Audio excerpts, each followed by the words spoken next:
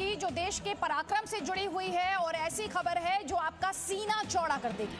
रक्षा के क्षेत्र में देश की आत्मनिर्भरता और इसी दिशा में भारत ने एक लंबी छलांग लगाई है। हाइपरसोनिक मिसाइल तकनीक के क्षेत्र में देश को मिली है एक बड़ी कामयाबी।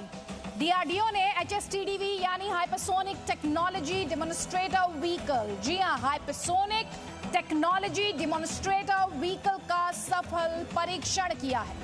HSTDV, जिसे कि संक्षेप में कहते हैं, फुल फॉर्म क्या है मैंने आपको बता दिया, एक बार फिर से बता देती हूँ। जो आप HSTDV अपने स्क्रीन पर देख रहे हैं, H for hypersonic technology demonstrator vehicle, जिसका सफल परीक्षण किया गया। इसका इस्तेमाल किया जाता है हाइपरसोनिक और क्रूज मिसाइलों को लॉन्च करने में।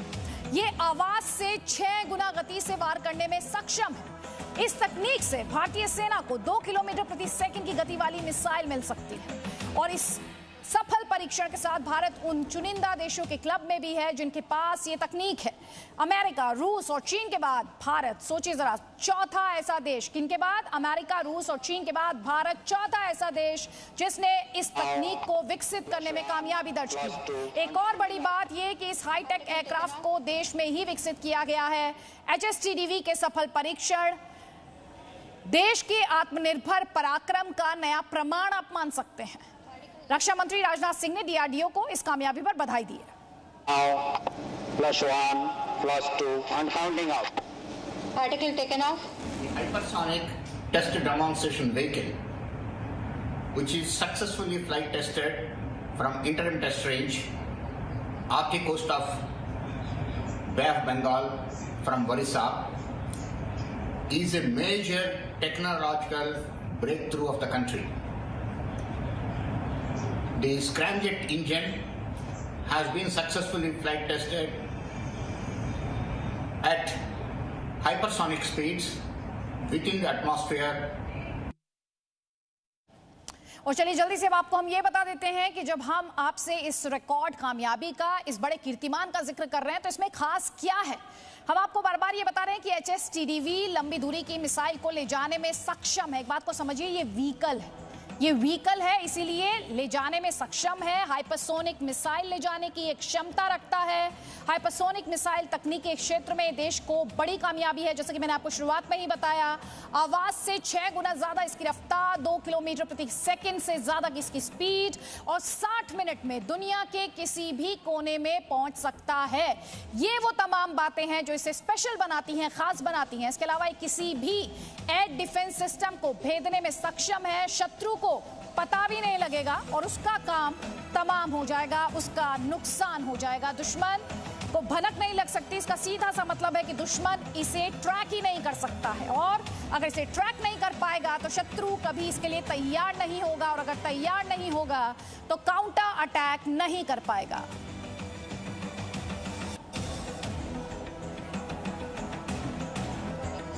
तो मेरे सहयोगी कृष्णमोहन मिश्रा इस वक्त हमारे साथ और 2 डिफेंस एक्सपर्ट्स भी हमारे साथ, लेफ्टिनेंट जनरल गुरमीत सिंह और साथ ही मेजर जनरल AK सिवाश। लेकिन सबसे पहले मैं रुक करूंगी कृष्णमोहन मिश्रा आप ही का। कृष्णमोहन, एक बड़ा दिन खासतौर पर आत्मनिर्भर भारत के लिहाज से, रक्षा के क्षेत्र में कामयाबी के लिहाज से, और साथ ही हिंदुस्तान ऐसा चौथा देश इस तकनीक के साथ, इस तकनीक को विकसित करने वाला, एक गौरवान्वित करने वाला दिन।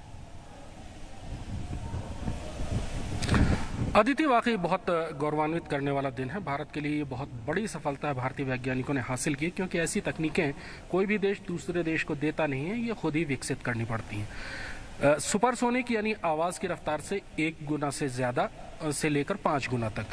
लेकिन हाइपरसोनिक की जब बात करते हैं तो वो आवाज़ की रफ्तार से 5 गुना से 10 गुना रफ्तार को हाइपरसोनिक कहते हैं। स्क्रैमजेट तकनीक पर यह आधारित होती है। स्क्रैमजेट जेट इंजन आप जानती हैं कि हवा लेता है और उसको कॉम्बशन, उसको जलाकर वापस भेजता है और उस थ्रस्ट से आगे बढ़ता है। यही जब और ज़्यादा पावर इसमें आने लगती है, उसको हवा को और ज़्यादा सिकोड़ कर रैम करके आगे ले जाता है तो रैम जेट हो जाता है। इसका एडवांस वर्जन स्क्रैम जेट हो जाता है, जिससे कि बहुत ज़्यादा रफ्तार हासिल होती है।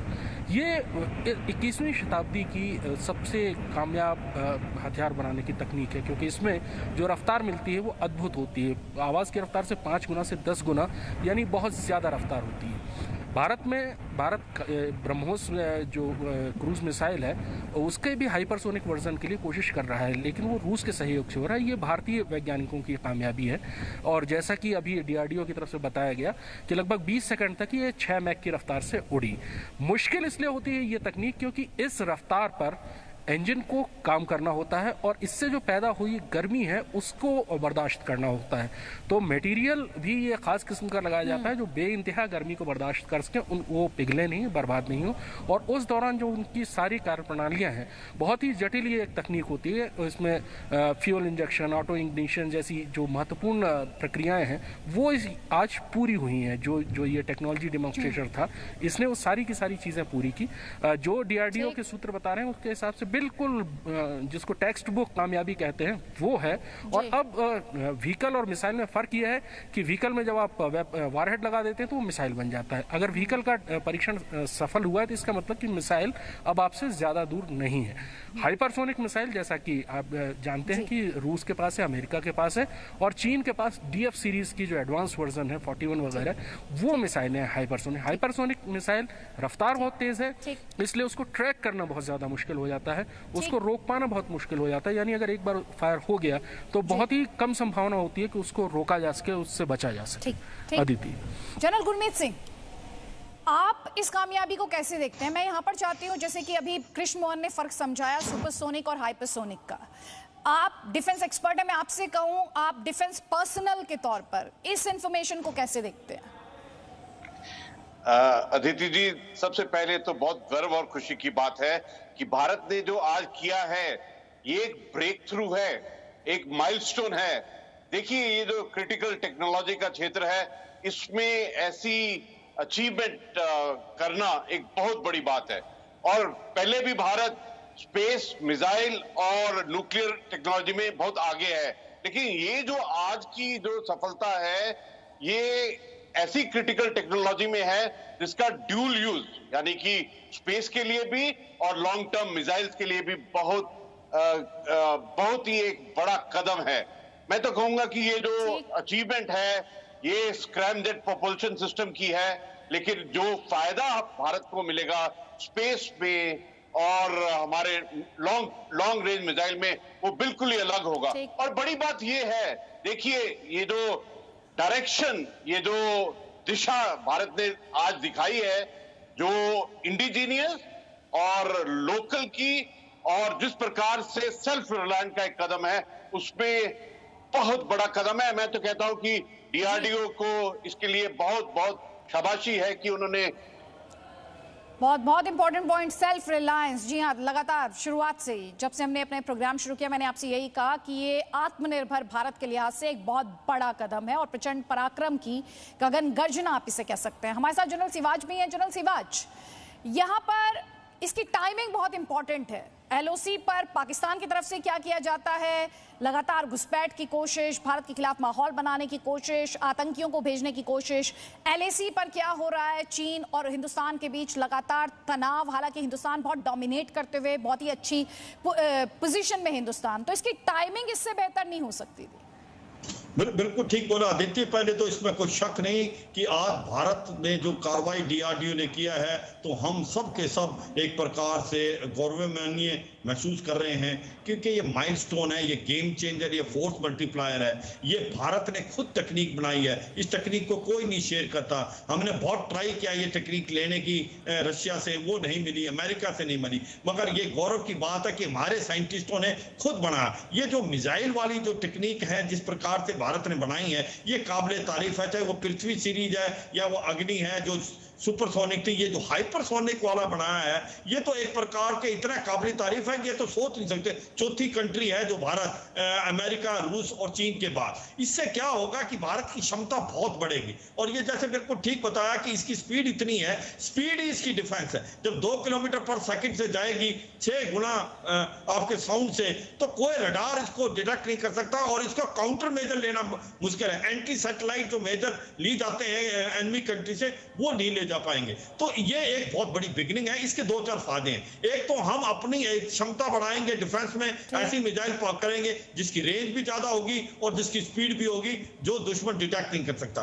दूसरा, इसका एक्सपोर्ट कंपोनेंट बहुत है, क्योंकि जब आपके पास ये टेक्नोलॉजी आती है तो और कंट्रियां भी आपसे ये लेना चाहेंगे। ये बहुत जरूरत है कि हम डिफेंस के मामले में सेल्फ रिलायंट हो जाए, इंडिजिनियस बनाए और हम एक्सपोर्ट कर पाए। और तीसरा है, इसका स्पेस में बहुत फायदा होगा। हम सोच रहे हैं कि हम मून पे जाएंगे, मार्स तक जाएंगे। तो ये जब टेक्नोलॉजी हमारे पास होती है तो इससे क्या है कि वो, क्योंकि आपको पता है इसको बोलते हैं एस्केप स्पीड जो है 5 किलोमीटर पर सेकेंड, उससे ज्यादा कोई भी स्पीड होती है। सर, आप तो इतने सारे फैक्ट्स लगातार एक के बाद एक दे रहे, मैं जाऊंगी आगे। जब हम आपका रुख करें तो समझना चाहूंगी जो दूसरे देशों के पास तकनीक है उसके मुकाबले हिंदुस्तान की ये तकनीक कहां पर खड़ी होती है। आपको इसी बीच एक और जो बड़ी खबर है वो ध्यान से पहुंचाने की कोशिश हम कर रहे हैं और आपको ध्यान से सुननी है कि पाकिस्तान से 400 आतंकियों की घुसपैठ की ये बड़ी साजिश है।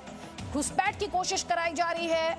LOC के अलग अलग लॉन्चिंग पैड्स हैं जहां पर आतंकी बड़ी संख्या में मौजूद हैं और पाकिस्तानी सेना की SSG को दी गई है घुसपैठ कराने की जिम्मेदारी। पाकिस्तान की बॉर्डर एक्शन टीम भी इस वक्त सक्रिय है।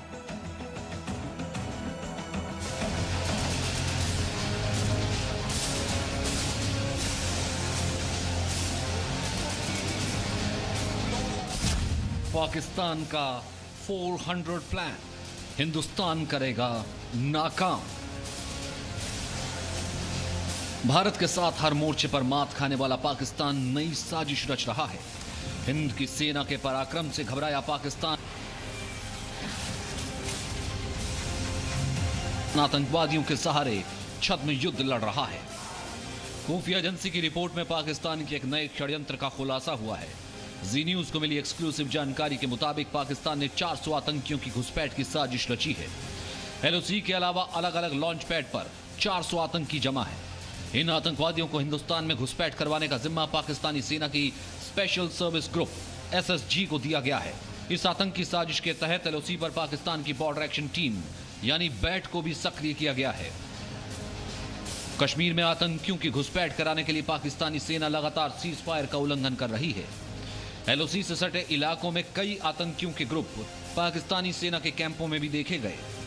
सूत्रों के मुताबिक गुरेज, मच्छल, केरन और टंगदार सेक्टर में सटे लॉन्च पैड पर आतंकियों का जमावड़ा है। इसके अलावा द्रास, नौगाम सेक्टर, नौशेरा, उरी और पुंछ में भी आतंकी घुसपैठ के लिए जमा है। पाकिस्तान की सेना और ISI लगातार आतंकवादियों को पनाह और मदद देती रही है। इसका एक बड़ा सबूत यह है कि पाकिस्तान की खुफिया एजेंसी ISI में हिजबुल मुजाहिदीन के चीफ कमांडर सैयद सलाहुद्दीन को अफसर का दर्जा दिया गया है।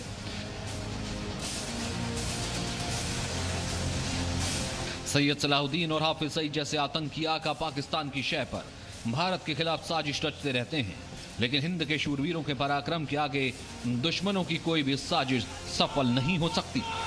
जम्मू कश्मीर में सेना के ऑपरेशन ऑल आउट से आतंकवाद की कमर टूट चुकी है। कश्मीर के कई हिस्से आतंकवाद मुक्त घोषित किए जा चुके हैं और वो वक्त दूर नहीं जब धरती की जन्नत में आतंकवाद का नामो निशान बाकी नहीं रहेगा। ब्यूरो रिपोर्ट, जी मीडिया।